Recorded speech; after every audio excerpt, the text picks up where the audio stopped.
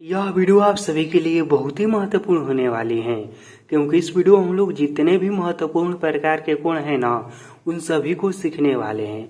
जैसे कि कोण किसे कहते हैं, शून्य कोण किसे कहते हैं, समकोण किसे कहते हैं, अधिक कोण किसे कहते हैं, सरल कोण किसे कहते हैं, बृहत कोण किसे कहते हैं, संपूर्ण कोण किसे कहते हैं, पूरक कोण किसे कहते हैं।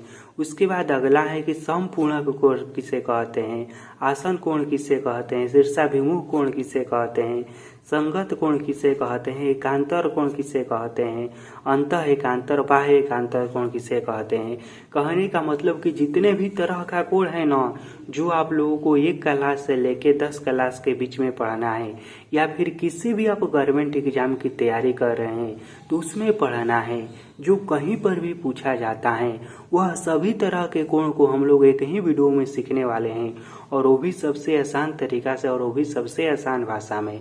तो यदि आप इन सभी को अच्छे से सीखना चाहते हैं तो इस वीडियो को शुरू से लेके अंत तक और ध्यान से जरूर देखिएगा। जी हाँ, देखिए आपको केवल क्या करना है, इस वीडियो को शुरू से लेके अंत तक और ध्यान से देखना है, और वो भी बिना भगाए हुए। आपको सिखाने की गारंटी मैं लेता हूँ। देखिए इस वीडियो को बनाने में ना मेरा लगभग 3 घंटे का समय लग गया है। वीडियो को लिखने से लेके, एडिटिंग करने से लेके, उसके बाद शूटिंग करने तक का सारा समय मिलाकर लगभग 3 घंटा से अधिक ही लग गया है। तो यदि आप इस वीडियो को शुरू से लेके अंत तक देखते हैं और इस वीडियो को आप लोग प्यार देते हैं और इस वीडियो से कुछ नया सीखते हैं, तो इस वीडियो का बनाने का मेरा मकसद पूरा हो जाएगा। तो चलिए इस वीडियो को हम शुरू करते हैं। तो सबसे पहले हम जीरो से शुरू करते हैं, और सबसे पहले हम यह समझ लेते हैं कि आखिर कोण कहते किसे हैं। देखिए कोण को इंग्लिश में कहते हैं एंगल, और इसका परिभाषा जानते हैं क्या है। तो देखिए 2 किरणों के बीच के झुकाव को कोण कहते हैं। कोण किसे कहते हैं, तो 2 किरण के बीच के झुकाव को ही कोण कहते हैं। जैसे कि मान लीजिए एगो किरण यह हो गया और एगो किरण यह हो गया, इन दोनों का जो यह झुकाव है ना, इसी को कोण कहेंगे। एक किरण मान लीजिए यह हो गया और एक किरण यह हो गया, तो इन दोनों के बीच के जो झुकाव है ना, यही क्या है, यही है कोण। तो कोण का परिभाषा क्या है, तो 2 किरणों के बीच के झुकाव को ही कोण कहते हैं। उसके बाद समझिए कि शून्य कोण किसे कहते हैं। बिल्कुल हम लोग शुरुआत से सीखते चलेंगे। तो शून्य कोण किसे कहते हैं, तो देखिए इसका यह परिभाषा है कि जब कोण की दोनों किरणें समपाती हो तो हम इसे शून्य कोण कहते हैं। देखिए समपाती का मतलब यह होता है कि ये कहीं पर, देखिए कोण किसे कहते हैं, तो 2 किरण के बीच के झुकाव को कोण कहते हैं ना, तो वही कहता है जीरो कोण कहेगा ना, शून्य कोण। तो वह शून्य कोण किसे कहेंगे, तो जब दोनों किरणें एक दूसरे के ऊपर हो, इस तरह से हो ना, तो उसे ही शून्य कोण कहेंगे। जैसे कि मान लीजिए ये वो किरण यह है और दूसरा भी किरण इसी के ऊपर है, ठीक, तो दोनों एक दूसरे के संपाती हो गया। तो जब दोनों किरण एक दूसरे के ऊपर हैं तो इसके बीच में कितना का झुकाव होगा, 0 डिग्री का होगा ना झुकाव। तो इस तरह के कोण को ही क्या कहते हैं, शून्य कोण कहते हैं। तो इसका यही परिभाषा है कि जब 2 कोण की किरणें एक दूसरे की संपाती हो, यानी कि कोण की जब दोनों किरणें एक दूसरे पर हो, तो उसे ही शून्य कोण कहते हैं। उसके बाद अगला है कि न्यून कोण किसे कहते हैं। तो देखिए इसका परिभाषा यह है कि ऐसा कोण जिसका मान 0 डिग्री से अधिक हो तथा 90 डिग्री से कम हो, उसे न्यून कोण कहते हैं। देखिए 90 डिग्री का कोण ना इस तरह से बनता है, यह जो है ना सीधा सीधी, यह 90 डिग्री का कोण है। यह हल्का सा टेढ़ा हो गया इस तरह से, सीधा इस तरह से समझिए, ठीक। यह भी 90 का ही मान लीजिए, इस तरह से 90 डिग्री का कोण है। तो शून्य कोण किसे कहते हैं, तो देखिए यहाँ से मान लीजिए 0 डिग्री का शुरुआत होता है और यहाँ पर 90 डिग्री का। तो जो कोण इन दोनों के बीच में हो, यानी कि 0 डिग्री से बड़ा हो तथा 90 डिग्री से छोटा हो, उसे ही न्यून कोण कहेंगे, ठीक। इस तरह से कोई भी कोण हो सकता है। इस तरह से मान लीजिए कि 30 डिग्री का कोण हो गया, या फिर इस तरह से मान लीजिए कि 60 डिग्री का कोण हो गया, या फिर मान लीजिए कि 45 डिग्री का कोण हो गया, या फिर 40 डिग्री का कोण हो गया। कोई भी कोण रहेगा ना जो 0 डिग्री से बड़ा रहेगा और 90 डिग्री से छोटा रहेगा, उन सभी कोण को हम कौन सा कोण कहेंगे, तो उन सभी कोण को हम लोग कहेंगे न्यून कोण। उसके बाद अगला है कि समकोण। समकोण किसे कहेंगे, तो देखिए इसका परिभाषा यह है कि ऐसा कोण, कैसा कोण होना चाहिए, तो ऐसा कोण जिसका मान 90 डिग्री हो उसे ही समकोण कहेंगे। समकोण किसे कहेंगे? तो उस कोण को समकोण कहेंगे जिसका मान 90 डिग्री को हो। तो मैंने आपको अभी बताया ना, इस तरह से 90 डिग्री का कोण बनता है। तो जो 90 डिग्री का कोण होता है ना, उसी को कहा जाता है समकोण। समकोण किसे कहा जाता है? तो 90 डिग्री के कोण को ही समकोण कहा जाता है। इसके बाद अगला है कि अधिक कोण किसे कहते हैं। तो देखिए, इसका परिभाषा यह होता है कि ऐसा कोण जिसका मान 90 डिग्री से अधिक तथा 180 डिग्री से कम हो उसे ही अधिक कोण कहेंगे। अधिक कोण किसे कहेंगे? तो उस कोण को अधिक कोण कहेंगे जो 90 डिग्री से अधिक तथा 180 डिग्री से कम हो। देखिए, इस तरह से एक सरल रेखा पर जो कोण बनता है ना, उसी को कहा जाता है 180 डिग्री का कोण। यह जो कोण है ना, यह 180 डिग्री का कोण है। अब यह कह रहा है अधिक कोण। तो अधिक कोण देखिए, यहाँ पर 90 डिग्री का कोण बनता है सीधा सीधे, ठीक। तो यह हो गया 90 डिग्री का कोण यहाँ पर। यह कह रहा है, देखिए यहाँ पर है 180 डिग्री का, यह सीधी रेखा वाला। तो वही कह रहा है कि जो कोण 90 डिग्री तथा 180 डिग्री के बीच में आता है उसी को कहा जाता है अधिक कोण। जैसे कि मान लीजिए हो गया 120 डिग्री का कोण, 100 मान लीजिए कि 60 डिग्री का कोण, 170 डिग्री का कोण, यह सब कौन सा कोण है? तो यह सब जो है ना, यह अधिक कोण है। अधिक कोण क्यों है? क्योंकि यह 90 डिग्री से अधिक है तथा 180 डिग्री से कम है। इसके बाद अगला है कि सरल कोण या ऋजु कोण किसे कहते हैं। तो देखिए, अभी मैंने आप लोगों को बताया था ना, किस तरह से एक सीधी रेखा पर जो कोण होता है उसका मान कितना होता है? तो इसका मान होता है 180 डिग्री। तो 180 डिग्री के कोण को ही सरल कोण या फिर ऋजु कोण कहते हैं। सरल कोण या ऋजु कोण किसे कहते हैं? तो जब कोण की दोनों किरणें विपरीत दिशा में हो तो हम इसे सरल कोण कहते हैं या ऋजु कोण कहते हैं। अब देखिए, यह कोण बना कैसे है, यह तो बताने से आपको समझ में नहीं आया होगा ना। यह कैसे 180 डिग्री का है? तो देखिए, इसका यह जो किरण है ना, यह किरण यह है और ये वो किरण यहीं से शुरू होती हैं और एक किरण इधर है, यानी कि दोनों किरणें एक दूसरे के विपरीत दिशा में हैं। तो इनसे जो यह बना हुआ झुकाव है ना, यही है ऋजु कोण या फिर सरल कोण। और इसका मान कितना होता है? तो इसका मान होता है 180 डिग्री, ठीक। देखिए, यहाँ पर आप सभी लोग अच्छे से समझ गए होंगे कि सरल कोण या ऋजु कोण किस तरह से बनता है। आप लोग इस तरह से अधिकांश जानते होंगे या फिर पढ़े होंगे कि सीधी रेखा पर जो कोण बनता है वह 180 डिग्री का होता है और इसी को ऋजु कोण या सरल कोण कहते हैं। लेकिन कैसे यह बनता है, यह इस चित्र की सहायता से आप सभी लोग बहुत ही अच्छे से समझ गए होंगे। क्योंकि देखिए, इसमें दो किरण हैं और दोनों एक दूसरे के विपरीत दिशा में है, इसीलिए यहाँ पर यह सीधी रेखा बना रही है और इस कोण का जो झुकाव होता है वह होता है 180 डिग्री। उसके बाद अगला कोण है कि बृहत कोण या प्रतिवर्ती कोण किसे कहते हैं। तो देखिए, इसका परिभाषा यह है कि ऐसा कोण जिसका मान 180 डिग्री से अधिक तथा 360 डिग्री से कम हो उसे बृहत कोण कहते हैं या फिर प्रतिवर्ती कोण कहते हैं।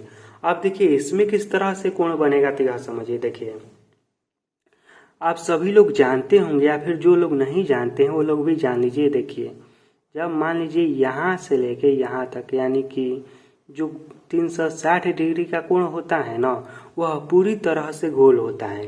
360 डिग्री का कोण कैसा होता है? तो यह पूरी तरह से गोल होता है। अब देखिए, यह कह रहा है कि 180 डिग्री से अधिक।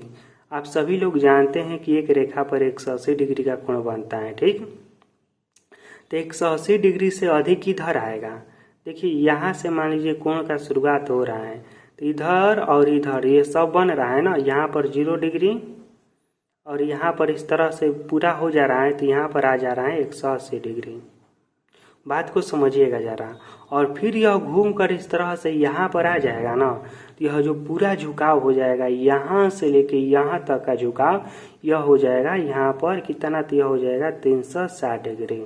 अब आप लोग कुछ लोग कहेंगे कि यहीं पर 0 डिग्री और 360 डिग्री कैसे हो गया? तो देखिए, 360 डिग्री यहाँ पर और 0 डिग्री न जो है ना, केवल यही वाला बिंदु है, लेकिन 360 डिग्री न इस तरह से यह पूरा घेरा वाला बिंदु है, ठीक। इस तरह से यह मत समझिएगा कि दोनों एक ही हैं। अब देखिए इस कोण का परिभाषा अच्छे से समझिए। देखिए यह कोण यह कह रहा है कि जो कोण 180 डिग्री से अधिक तथा 360 से कम हो, यानी कि जो कोण इधर बन रहा हो उसी को कहेंगे बृहद कोण।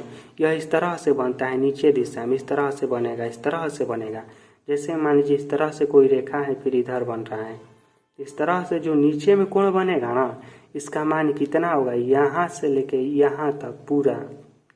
ठीक, इधर वाला मत समझिएगा झुकाव, इधर यहाँ से लेके यहाँ तक इधर वाला जो झुकाव होगा ना वह कितना होगा। मान लीजिए कि इस तरह से हम कुछ भी कह सकते हैं। मान लीजिए 240 डिग्री का कोण हो गया, या फिर मान लीजिए 260 डिग्री का कोण हो गया, या फिर मान लीजिए कि 270 डिग्री का कोण हो गया। तो यह सब कौन सा कोण है, यह सब बृहद कोण है या फिर प्रतिवर्ती कोण है। उसके बाद अगला है समपूरक कोण, नहीं संपूर्ण कोण। तो संपूर्ण कोण किसे कहते हैं, तो देखिए ऐसा कोण जिसका मान 360 डिग्री हो उससे ही संपूर्ण कोण कहते हैं। संपूर्ण कोण किसे कहते हैं, तो जिस कोण का मान 360 डिग्री हो उससे ही संपूर्ण कोण कहते हैं। और मैं आप सभी लोगों को यहाँ पर बता देता हूँ संपूर्ण कोण किस तरह से बनता है। तो देखिए यहाँ पर बनता है ना 180 डिग्री इधर से इधर तक, ठीक। और यही जब पूरा घूम जाता है इस तरह से तो यह बन जाता है कितना, यह बन जाता है 360 डिग्री का कोण। तो 360 डिग्री का कोण इस तरह से गोलाकार इसका झुकाव होता है। इसके बाद अगला है कि पूरक कोण किसे कहते हैं। तो देखिए इसका परिभाषा यह है कि यदि दो कोणों का योग 90 डिग्री हो तो वो एक दूसरे का पूरक कोण कहलाते हैं। जैसे कि मान लीजिए एगो कोण है 40 डिग्री का और एगो कोण है 50 डिग्री का। तो इन दोनों को हम जोड़ेंगे तो कितना आएगा, यह आएगा 90 डिग्री। तो इस तरह के जो भी कोण होता है ना, जिन दो कोणों का योग भी 90 डिग्री होता है वह कोण कौन सा कोण कहलाते हैं, वो कोण पूरक कोण कहलाते हैं। जैसे कि मान लीजिए एगो कोण हो गया 30 डिग्री का प्लस एगो कोण हो गया 60 डिग्री का, और इन दोनों को जोड़ने पर कितना आएगा, यह आएगा 90 डिग्री। तो यह कौन सा कोण होगा, तो यह एक दूसरे का पूरक कोण होगा। जैसे कि यहाँ पर हम कहेंगे 30 डिग्री का पूरक कोण 60 है या फिर 60 डिग्री का पूरक कोण 30 डिग्री है। ठीक, इस तरह से पूरक कोण कहा जाता है। इसके बाद अगला है कि संपूरक कोण किसे कहते हैं। तो देखिए इसका परिभाषा यह है कि यदि दो कोणों का योग 180 डिग्री हो तो वो एक दूसरे का संपूरक कोण कहलाते हैं। देखिए जिस तरह से हमने पूरक कोण को समझा ना, ठीक इसी तरह से संपूर्ण कोण भी है, लेकिन इसमें योग कितना होता है, तो इसमें योग होता है 180 डिग्री, और 90 डिग्री रहेगा तो पूरक कोण और 180 डिग्री रहेगा तो संपूरक कोण। जैसे कि मान लीजिए कि एगो कोण हो गया कितना का 90 डिग्री का प्लस दूसरा भी मान लीजिए हो गया 90 डिग्री का। इन दोनों का योग कितना है 180 डिग्री।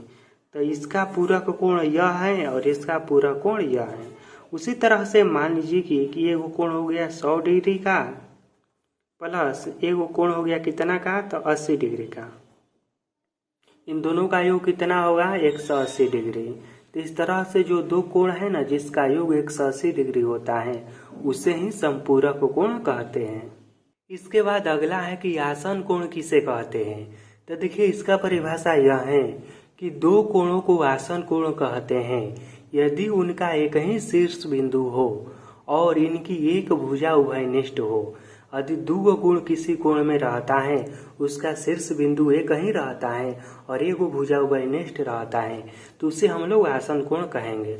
अब देखिए इस तरह के कोण बनता कैसे हैं। तो देखिए कोई कोण मान लीजिए किस तरह से बना है और ठीक इसी शीर्ष बिंदु से वो और कोण बन गया है। जैसे कि मान लीजिए यहाँ पर O है, यहाँ पर A है, यहाँ पर B है और यहाँ पर C है। यह कोण मान लीजिए यह वाला 30 डिग्री का है, डिग्री से इसमें मतलब नहीं है। ठीक, यह कोण मान लीजिए 30 डिग्री का है और यह कोण मान लीजिए कि 45 डिग्री का है। इसमें डिग्री से कोई लेना देना नहीं है। देखिए आपको क्या समझना है कि ये कहीं शीर्ष बिंदु होना चाहिए। कह रहा है ना कि कहीं शीर्ष बिंदु हो, यानी कि यह वाला एक ही होना चाहिए जिससे कोण बन रहा है और एक भुजा उभयनिष्ठ होना चाहिए। तो देखिए इस कोण का और इस कोण का, दोनों कोण का एक भुजा उभयनिष्ठ है। वो भी जो भुजा है ना इन दोनों कोण में है, तो इसलिए यह भुजा उभयनिष्ठ हो गया और एक ही शीर्ष बिंदु हो गया। तो इस तरह से एक ही शीर्ष बिंदु से जो भी कोण बनता है ना, जैसे कि कोण यह हो गया, कोण यह हो गया, यह सब कौन सा कोण कहलाता है? यह सब आसन कोण कहलाता है। इस तरह से और भी हम इसका चित्र बना सकते हैं, इस तरह से भी हम बना सकते हैं चित्र। एगो कोण यह हो गया और एगो कोण यह हो गया, और दोनों का एक ही शीर्ष बिंदु है, दोनों में एक भुजा उभयनिष्ठ है। तो इस तरह से आप जो भी कोण बनाइएगा उसे कौन सा कोण कहेंगे? उसे कहेंगे आसन कोण। इसके बाद अगला है कि शीर्षाभिमुख कोण किसे कहते हैं, और यह बहुत ही महत्वपूर्ण कोण है, बार बार पूछा जाता है। तो देखिए इसका परिभाषा यह है कि जब दो रेखाएं एक दूसरे को किसी बिंदु पर काटती हैं तो उस बिंदु पर बने कोणों में आमने सामने का कोण आपस में बराबर होता है। देखिए यह बात कह रहा है कि जब दो रेखा एक दूसरे को इस तरह से किसी भी बिंदु पर काटेगी ना, तो उस बिंदु पर आमने सामने का जो कोण बनेगा ना वह आपस में बराबर होगा।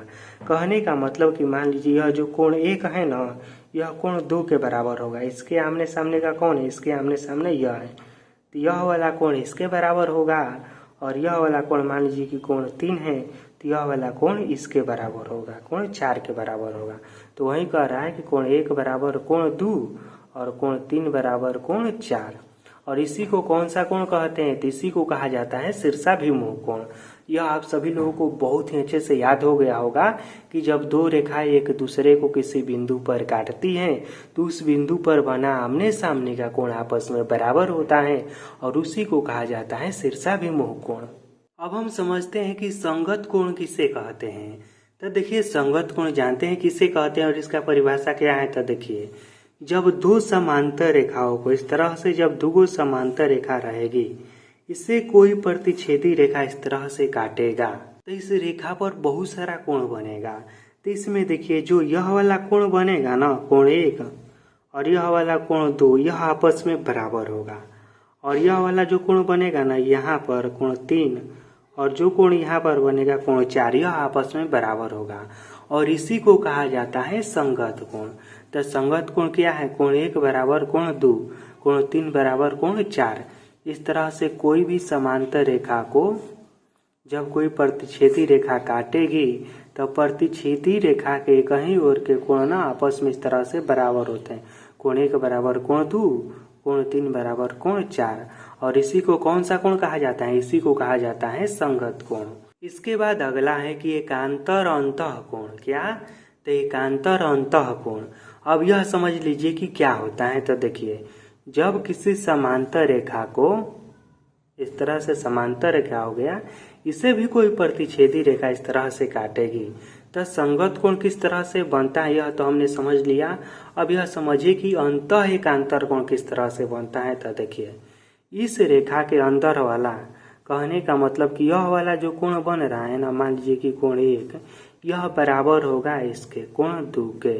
इस तरह से अंतः एकांतर कोण, यानी कि इसका अंतर वाला कोण और एकांतर वाला कोण बराबर होता है। इस तरह से कोण 1 बराबर होगा कोण 2 के, और इस तरह से मान लीजिए कोण 3 बराबर होगा कोण 4 के।